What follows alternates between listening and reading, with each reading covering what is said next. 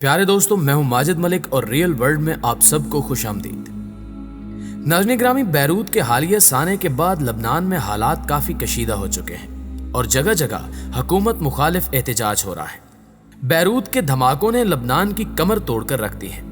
اور لبنان جو پہلے ہی قرضوں تلے دبا ہوا تھا اور جہاں کرونا وبا کی وجہ سے مشکلات میں اور زیادہ اضافہ ہو گیا ہے، وہاں اب ان دھماکوں نے لوگوں کو شدید خوف اور شدید بے چینی میں مبتلا کر دیا ہے۔ ناظرین گرامی، لبنان جس کی آبادی تقریباً 47 لاکھ تک ہے اور جن میں اکثریت تعداد مسلمانوں کی ہے، اس وقت شدید مشکلات سے دوچار ہو چکا ہے۔ بدترین قرضوں کی وجہ سے زیادہ تر لبنانی ملک چھوڑ کر دوسرے ممالک میں ہجرت کر رہے ہیں، جس کی وجہ سے وہاں غلہ اگانے والے نہایت کم ہو گئے ہیں اور ان حالات میں غلہ باہر سے منگوانا پڑتا ہے۔ باہر سے لائے گئے اس تمام غلے کو ایک گودام میں سٹور کیا جاتا ہے اور جب یہ افسوس واقعہ رونما ہوا تو اس وقت اس سانے کی قریبی خوراک کا گودام تھا جس میں لبنان کا 85% غلہ پڑا ہوا تھا، جو دھماکوں کی لپیٹ میں آ کر راکھ ہو گیا۔ یہ دھماکہ جس گودام میں ہوا اس میں 27,000 ٹن امونیم نائٹریٹ بھی ذخیرہ کی گئی تھی۔ امونیم نائٹریٹ ایک عام سی کھاد ہے جو فصلوں کی پیداوار بڑھانے کے لیے استعمال کی جاتی ہے، لیکن اسی امونیم نائٹریٹ کو دھماکہ خیز مواد میں بھی استعمال کیا جاتا ہے۔ امونیم نائٹریٹ خود دھماکہ خیز نہیں ہوتی اور اسے ماچس کی تیلی سے آگ لگا کر بارود کی طرح سے دھماکہ نہیں کیا جا سکتا، بلکہ آپ سینکڑوں ماچس کی ڈبیاں بھی استعمال کر لیں تو یہ نہیں پھٹے گی کیونکہ یہ آتش گیر نہیں ہوتی۔ لہٰذا دوستو، امونیم نائٹریٹ کو صرف ایک طریقے سے دھماکے کی طرح پھٹنے پر مجبور کیا جا سکتا ہے، اور وہ یہ ہے کہ اتنی بڑی مقدار میں امونیم نائٹریٹ کو انتہائی بلند درجہ حرارت دینے کے بعد آگ لگانے والا کیمیکل یا پیٹرول استعمال کیا جائے تو پھر یہ خوفناک دھماکے کے ساتھ پھٹ جاتی ہے، جبکہ یہ درجہ حرارت اور آگ کسی میزائل حملے یا بم دھماکے سے ممکن ہے۔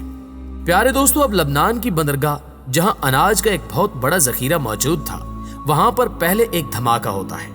لیکن عینی شاہدین کے مطابق اس بڑے دھماکے سے کچھ دیر پہلے ایک خوفناک بارودی دھماکہ ہوا جس کے نتیجے میں سیاہ اور سرخ دھواں اٹھتا نظر آ رہا تھا۔ ایسا دھواں 100% بارود کے دھماکے سے پیدا ہوتا ہے۔ اس دھماکے کے نتیجے میں کافی سیکنڈز تک آگ کے شعلے اٹھتے رہے اور یہ وہی شعلے تھے جنہیں اس گودام میں سٹور امونیم نائٹریٹ کو بھڑکا کر پیدا کیا گیا۔ اس کے علاوہ کہا جا رہا ہے کہ اس دھماکے سے پہلے وہاں روس کی کمپنی کا جہاز 2750 ٹن امونیم نائٹریٹ لے کر موزمبیق جا رہا تھا کہ کچھ مالی مشکلات کی وجہ سے بیروت کی بندرگاہ پر رک گیا۔ بیروت کے کسٹم ڈائریکٹر بدری داہر کا کہنا ہے کہ بار بار اس جہاز کو وہاں سے جانے کے لیے کہا گیا، لیکن وہ وہاں سے ٹس سے مس نہ ہوا، اور دھماکے کے بعد یہ بات واضح ہو گئی کہ لبنان کی اس بندرگاہ کو ایک بڑی پلاننگ سے نشانہ بنایا گیا ہے، جس سے ایک تو 85% غلہ جل کر راکھ ہو گیا اور دوسرا یہ کہ یہ واحد بندرگاہ تھی جو بالکل تباہ ہو کر رہ گئی، یعنی اب گندم منگوانے کے لیے سمندری راستے محدود ہو گئے ہیں۔ اب لبنان میں غلہ صرف 2 ممالک کی بندرگاہوں کے راستے سے ہی آ سکتا ہے، ایک اسرائیل اور دوسرا شام۔ اب لبنان کے پاس اسرائیل کے پاس جانے کا کوئی دوسرا راستہ نہیں بچا، کیونکہ باقی مسلم ممالک تو ویسے بھی مزے کی نیند سو رہے ہیں۔ 1400 سال پہلے حضرت محمد صلی اللہ علیہ وآلہ وسلم کی بیان کردہ پیشگوئی پوری ہونے کا وقت قریب آ پہنچا ہے، جس کے مکمل طور پر پورا ہونے پر مسلمان ہر جگہ خوار ہوں گے، اور جو آج مال و دولت اور عیش و عشرت کی زندگی میں مست دجالی آقاؤں کی ہر بات پر لبیک کہہ رہے ہیں، عنقریب یہ دجالی ٹولہ ایک زہریلے سانپ کی طرح ان کو بھی ڈسنے والا ہے۔ ناظرین گرامی، عرب ممالک خاموش تماشائی بنے ہیں اور سمجھتے ہیں کہ 2006 میں انہوں نے لبنان کو جو امداد دی تھی اس کا صلہ انہیں یہ ملا کہ یمن سے لے کر قطیف تک ہر جگہ پورے خطے میں آگ لگا دی گئی۔ یہ وہ المیہ ہے جس کا شکار بلاد شام کا یہ ملک بنا ہوا ہے، جبکہ صلاح الدین ایوبی کے 12 اکتوبر 1187 عیسوی میں بیت المقدس میں فاتحانہ داخلے سے لے کر 1920 عیسوی میں خلافت عثمانیہ کے خاتمے تک 623 سال بلاد شام کے مسلمانوں کی عظمت، سربلندی اور سرفرازی کے سال تھے، لیکن یوں لگتا ہے کہ خلافت عثمانیہ کے زوال اور یروشلم میں یہودیوں کی واپسی سے اس دور فتن کا آغاز ہو چکا ہے، اور سید الانبیاء صلی اللہ علیہ وآلہ وسلم کی پیشگوئیوں کے مطابق اس کا مرکزی مقام بلاد شام ہوگا۔ یہ علاقہ آخری بڑی لڑائی میں امام مہدی کا ہیڈ کوارٹر ہوگا، لیکن اس سے پہلے شام ہی وہ خطہ ہے جس نے امام مہدی کے خلاف منظم ہونا ہے۔ इस खित्ते से एक लश्कर बरामद होगा जिसे रसूल अकरम सल्लल्लाहु अलैहि वसल्लम ने सुफियानी का लश्कर बताया है। रिवायात के मुताबिक सुफियानी बिलाद शाम का हाकिम होगा जो इब्तिदा में बहुत मुत्तकी और परहेजगार होगा, यहां तक कि इसके नाम का खुतबा मस्जिदों में पढ़ा जाएगा।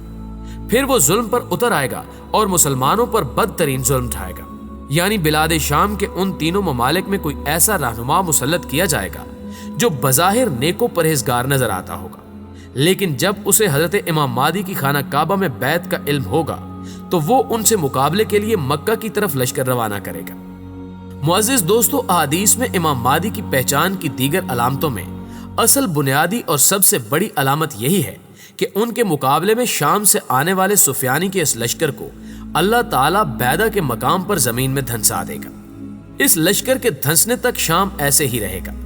इसलिए यहां से इमाम मादी के मुखालिफ लश्कर ने मुनज़्ज़म होना है और ये सब उसी लश्कर के इंतजाम के लिए किया जा रहा है। एक रिवायत के अल्फाज हैं कि जब फितने फैल जाएंगे तो ईमान शाम में होगा, और दूसरी रिवायत में फितनों की शरह में यह मौजूद है कि मुसलमान 3 लश्करों में तकसीम हो जाएंगे। एक लश्कर शाम में होगा जो सबसे बेहतर होगा, दूसरा यमन में होगा जो उससे कमतर होगा, और तीसरा इराक में होगा जो बदतरीन होगा। तो रसूलुल्लाह सल्लल्लाहु अलैहि वसल्लम ने शाम के लश्कर का साथ देने का कहा है।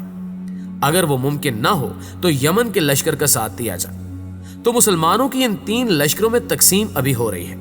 और मुस्तकबिल में ये इम्कान मौजूद है कि तुर्की शाम में और सऊदी अरब यमन में और ईरान इराक में अपनी हुकूमत कायम कर ले। नाज़रीन ग्रामी, सनन तिरमिज़ी की रिवायत में है कि आखिर एक जमाने में क़यामत से पहले हज़रमौत यानी यमन से एक आग निकलेगी जो लोगों को एक जगह जमा कर देगी। तो आप सल्लल्लाहु अलैहि वसल्लम ने फरमाया कि उस जमाने में शाम के साथ रहो। तो ये आग भी अभी जाहिर नहीं हुई, अलबत्ता इसके आसार जाहिर हो रहे हैं। जैसा कि यमन की जंग की आग की वजह से मुस्लिम दुनिया में ब्लॉक्स और इत्तेहाद बन रहे हैं और टूट भी रहे हैं, तो ऐसे में हमें इस ब्लॉक और इत्तेहाद का साथ देने का कहा गया है जो बिलाद शाम यानी फलस्तीन और मौजूदा शाम वगैरह की हिमायत में है। सनन तिरमिज़ी की एक रिवायत में है कि जब अहले शाम में फसाद यानी जंग फैल जाए तो फिर अब कोई खैर बाकी नहीं है, यानी अब ये जंग फैलेगी और पूरी उम्मत इसकी लपेट में आ जाएगी, यानी तीसरी जंग अजीम की तरफ सफर शुरू हो जाएगा। और जिन रिवायात में फितनों के जमाने में शाम की तरफ हिजरत की बात आई है तो उससे मुराद यह है कि अगर फितना आम हो जाए यानी जंग चारों तरफ फैल जाए, मसलन तीसरी जंग अजीम शुरू हो जाए,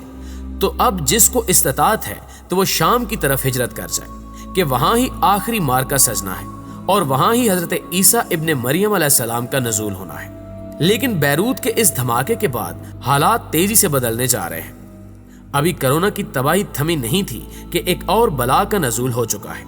जिसका असल टारगेट वो तमाम मुस्लिम अक्सरियती इलाके हैं जो इन दजाली पैराकारों की अजीम इसराइली रियासत बनने की राह में रुकावट बने हुए हैं। दुआ है कि अल्लाह हम सब पर अपना रहम व करम नाजिल फरमाए और तमाम मुस्लिम उम्मा को इन दजाली ताकतों के खिलाफ इकट्ठा करे। आमीन सुम्मा आमीन। नाज़रीन ग्रामी, हमें पूरी उम्मीद है कि आज की ये वीडियो ना सिर्फ आपको पसंद आई होगी बल्कि आपकी समझ में भी आ चुकी होगी। अगर वीडियो अच्छी लगे तो अपने दीगर दोस्तों के साथ भी जरूर शेयर कर दीजिए ताकि वो भी इन कीमती मालूमात से इस्तेफादा कर सके। जल्दी हाजिर होते हैं एक नई मालूमाती वीडियो के साथ। तब तक अपना ढेर सारा ख्याल रखिएगा। अल्लाह निगहबान।